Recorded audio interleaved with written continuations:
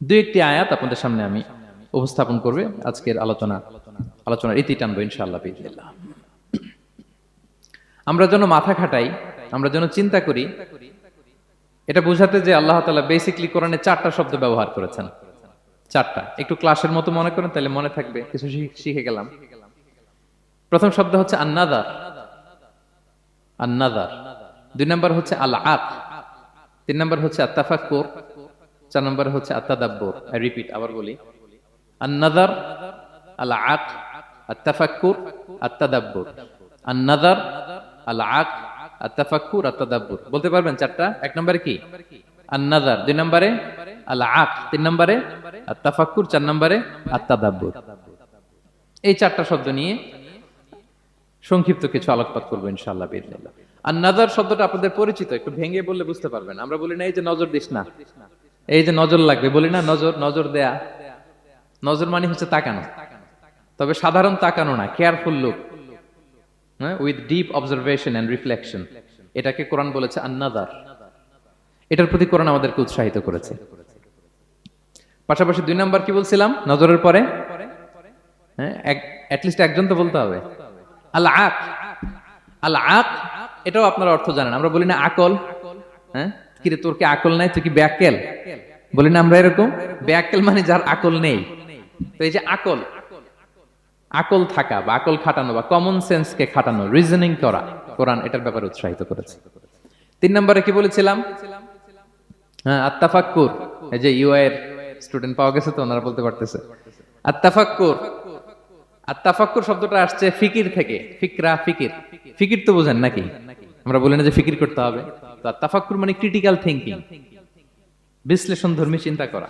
আর সর্বশেষ হচ্ছে আত-তাদাব্বুর। আর তাদাব্বুরটা কোরআনের সাথে জড়িত, কোরআনের পেছনের গল্পগুলো খুঁজে বের করা। আর তাদাব্বুর শব্দটা এসেছে আরবি শব্দ দুবুর থেকে। দুবুর, দুবুর মানে কি? পেছন। তো কোরআনের কোন একটা আয়াতের পেছনের গল্পটা কি, পেছনের রহস্যটা কি, এর নেপথ্যে কি, এর গুরু রহস্য কি, এটাকে বের করা। এই 4টা ব্যাপারে কোরআন অনেক এমফাসাইজ করেছে। তো এই 4টা নিয়ে আমরা কথা বলি। প্রথমে কি বলেছিলাম? প্রথম শব্দটা আন-নাযার। সবাই বলেন তো প্রথম শব্দটা কি? আন-নাযার। নজর মানে কি? দৃষ্টি দেয়া, স্বাভাবিক দৃষ্টি না, গভীর দৃষ্টি, সুগভীর দৃষ্টি। ইংরেজিতে বলে অবজারভেশন বা রিফ্লেকশন।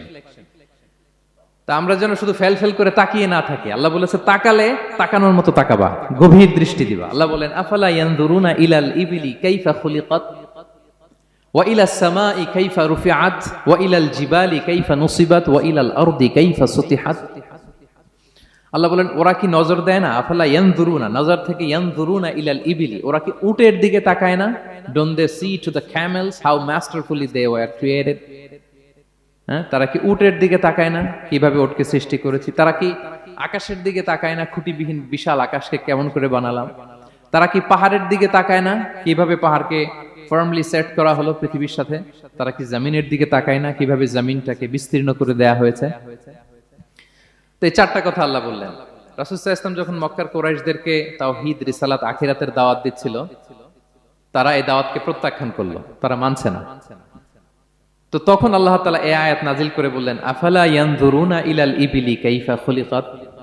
মক্কার কুরাইশরা কি উটের দিকে তাকায় না? উটকে কিভাবে আমি তৈরি করলাম এটা একটু দেখতে পারে না ওরা? আরে উটের দিকে তাকালেই তো ওরা উটের মালিক আমি আল্লাহরে খুঁজে পাবে। কারণ কুরাইশরা ছিল কোরআনের প্রাইমারি অডিয়েন্স, যদিও কোরআন সবার জন্য এসেছে। তো আল্লাহ বললেন আফালা ইয়ানজুরুনা ইলাল ইবিলি কাইফা খুলিকাত, ওরা কি উটের দিকে তাকায় না? উট দেখার জন্য তো ওদের চিড়িয়াখানায় যাওয়া লাগবে না, অথবা মক্কার কুরাইশদের চায়নাতেও যাওয়া লাগবে না, কারণ উট তো ওদের গৃহপালিত প্রাণী, ঠিক কি না? ঘরে ঘরে আরব দেশে উট আছে না নাই? আছে। তো উটের দিকে তাকায় না। সম্মানিত শুধু উটের কথা আল্লাহ কেন বললেন? কুরাইশদেরকে উটের কথা বললেন এজন্য, উট হচ্ছে এমন আজীব একটা প্রাণী যেটা প্রাণী বিজ্ঞানীদেরকে হয়রান করে দিয়েছে। আল্লাহু আকবার। আপনি অবাক হবেন উটের যে ফিচার আল্লাহ তাআলা দিয়েছেন। মক্কার লোকেরা উটের গোশত খাইতো, উটের দুধ খাইতো, উটের চামড়া দিয়ে দ্য ফাইনেস্ট লেদার, দামি লেদার তারা বানাতো। উটের উপর মাল নিয়ে বোঝাই করে মরুভূমি এক প্রান্ত থেকে আরেক প্রান্তে পাড়ি দিত, নিজেরা উটের উপর রাইডিং করত।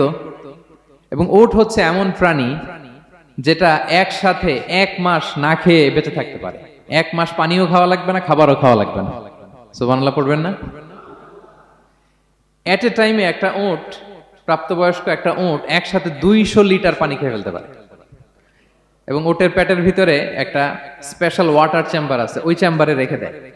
খেয়ে ওইটারে পাঠায় দেয় না ওদের কিডনিতে। 200 লিটার পানি একবারে খেয়ে স্পেশাল চেম্বারে রেখে দেয়, যখন লাগবে ওইখান থেকে নিয়ে নিয়ে বেঁচে থাকে। 1 মাস না খেয়ে বেঁচে থাকে কি করে? উটের পিঠে দেখবেন একটা কুজ আছে, একটা উঁচু উটকে যদি কল্পনা করেন, উপরে একটা কুজ আছে না, এই পুরো কুজটা হচ্ছে চর্বির আধার। তো ওটার যখন খাবার থাকে না মরুভূমিতে, মাসের পর মাস যখন চলে, ওই চর্বি থেকে এনার্জি নিয়ে সে মরুভূমিতে চলে, সে না খেয়েও বাঁচতে পারে। আমাদের চোখের মধ্যে যেমনি একটা পাপড়ি, এরকম এক পাপড়ি দিয়ে উটকে আল্লাহ বানায় নাই, ডবল লেয়ারের পাপড়ি দিয়েছে। কারণ মরুভূমির মধ্যে চলতে পথে লু হাওয়া থাকবে, মরুভূমির সাইমুম, বালুর ঝড়, এই ঝড় মোকাবেলার জন্য, লু হাওয়া মোকাবেলার জন্য ডবল লেয়ারের চোখের পর্দা। একটা পর্দা ফেলে রাখে আর একটা খুলে সে হাঁটতে থাকে, তার কিছুই হয় না। সুবহানাল্লাহ। আমাদের 98 ডিগ্রি ফারেনহাইটের স্বাভাবিক তাপমাত্রা, তাই না? 99 ডিগ্রি হলে আমাদের জ্বর, 100 ডিগ্রি হলে জ্বর, 101, 2 সর্বোচ্চ আমরা সহ্য করতে পারি। এর বেশি যদি হয়, 103 ডিগ্রি হলে বেহুশ হয়ে যায় মানুষ। 4 ডিগ্রি হলে আমাদের দেহের ভেতরে যে কোষগুলো আছে এগুলো মরে যায়। কিন্তু একটা উট মরুভূমির তাপমাত্রায় প্রতিদিন 104 ডিগ্রি 5 ডিগ্রি তাপমাত্রা সহ্য করে খুব স্বাভাবিক উট চলতে পারে, তার কিছুই হয় না। এবং মরুভূমির মধ্যে যে ক্যাকটাস আছে, গুলমলতা, বড় বড় কাঁটা জাতীয় গাছ, যেই কাঁটা পৃথিবীর কোনো প্রাণী খেতে পারবে না, কিন্তু একটা উট অনায়াসে খেয়ে ফেলতে পারে। উটের জিহ্বাকে এবং পাকস্থলীকে আল্লাহ এমন স্পেশালি মেড করেছেন, যত কাঁটা দিবেন খেয়ে সাবার, ওর কিছুই হয় না। সুবহানাল্লাহি বিহামদি। আল্লাহ বলে, আফালা ইয়ানজুরুনা ইলাল ইবিলি কাইফা খুলিকাত, ওরা কি উটের দিকে তাকায় না? আরে উটকে নিয়ে গবেষণা করলেই তো উটের মালিককে খুঁজে পায় তারা। এরপর বললেন, ওয়া ইলাস সামাই কাইফা রুফিআত, ওরা কি আকাশের দিকে তাকায় না? কিভাবে খুঁটি ছাড়া আকাশকে আমি বানিয়েছি। আপনারা যখন বিমানে চড়েন তখন কি শুধু ভিডিও করতে থাকেন নাকি? মেঘের ভিডিও, আকাশের ভিডিও, তখন তাকাবেন আকাশের দিকে। সুবহানাল্লাহ, কিভাবে আল্লাহ আকাশকে তৈরি করেছেন। ওয়ালাকাদ যায়্যানা সামা আদ-দুনিয়া বিজিনাতিল কাওয়াকিব, আল্লাহ বলেন এই প্রথম আকাশটাকে আমি তারা দিয়ে সুশোভিত করেছি, বিশাল বিশাল তারা। এই যে আমরা সূর্য দেখি, এটা একটা তারা, পৃথিবীর চেয়ে 13 লক্ষ গুণ বড় এই সূর্য। কত গুণ বড় বলে ফেললাম হুট করে মুখ দিয়ে, কিন্তু কল্পনা করতে পারতেছি। তার মানে 13 লক্ষটা পৃথিবী সূর্যের মধ্যে রাখার জায়গা আছে। তাই বলে মনে করেন না যে সূর্য অনেক বড় সাইজের তারা, নো। সূর্য এই মহাশূন্যের খুব ছোট্ট সাইজের একটা তারা। সূর্যের চেয়ে লক্ষ কোটি গুণ তারা আছে। যে সূর্য পৃথিবীর চেয়ে 13 লক্ষ গুণ বড়, ওই সূর্যের চেয়ে কোটি গুণ বড় তারা আছে।